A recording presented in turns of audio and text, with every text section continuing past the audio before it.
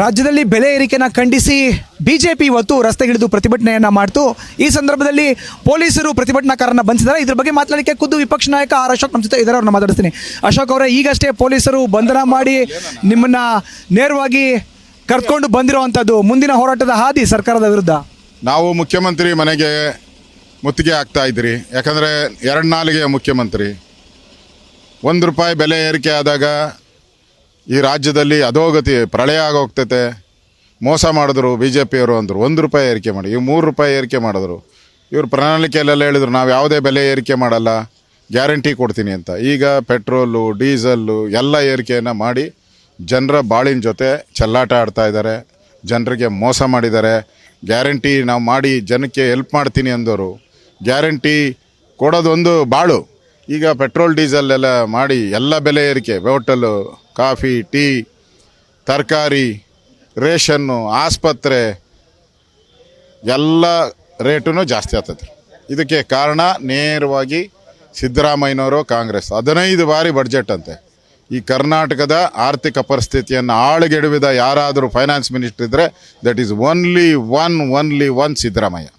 ಈಗ ಒಂದು ಕಡೆ ನೀವು ಪ್ರತಿಭಟನೆ ಮಾಡ್ತೀರಿ, ಮತ್ತೊಂದು ಕಡೆ ಅವ್ರು ಪ್ರೆಸ್ ಮೀಟ್ ಮಾಡಿ ನೇರವಾಗಿ ಹೇಳ್ತಾ ಇದ್ದಾರೆ ಆರ್ ಅಶೋಕ್ ಅವರು ಅವ್ರಿಗೇನು ಗೊತ್ತೇ ಇಲ್ಲ ಬಜೆಟ್ ಬಗ್ಗೆ ಮಾತಾಡ್ತಿದ್ದಾರೆ ಅಂತ. ನಿಮಗೆ ಕೌಂಟ್ರಾಗಿ ಅವ್ರೊಂದು ಪ್ರೆಸ್ ಮೀಟ್ ಮಾಡ್ತೀರಿ. ಗೊತ್ತಿರೋದಕ್ಕೆ ಹಿಂಗೆ ಹಾಳು ಮಾಡಿರೋದು ಬಡ್ಜೆಟ್ಟು.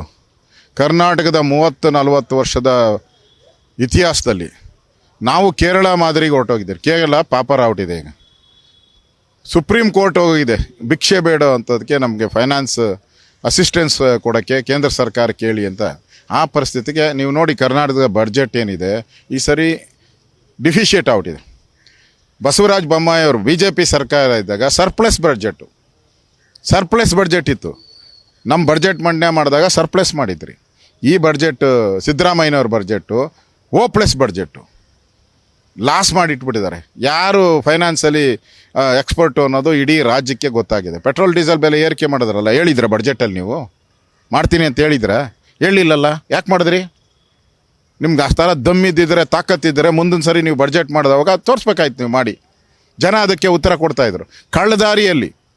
ಕಳ್ಳದಾರಿಯಲ್ಲಿ ನೀವು ಇವತ್ತು ಏರಿಕೆ ಮಾಡಿರೋದು ನೋಡಿದ್ರೆ, ಬಡ್ಜೆಟಲ್ಲಿ ಏರಿಕೆ ಮಾಡಿದ್ರೆ ಚೀಮಾರಿ ಆಗ್ತಾರಲ್ಲ ನಿನಗೆ ರಾಜ್ಯದ ಜನ.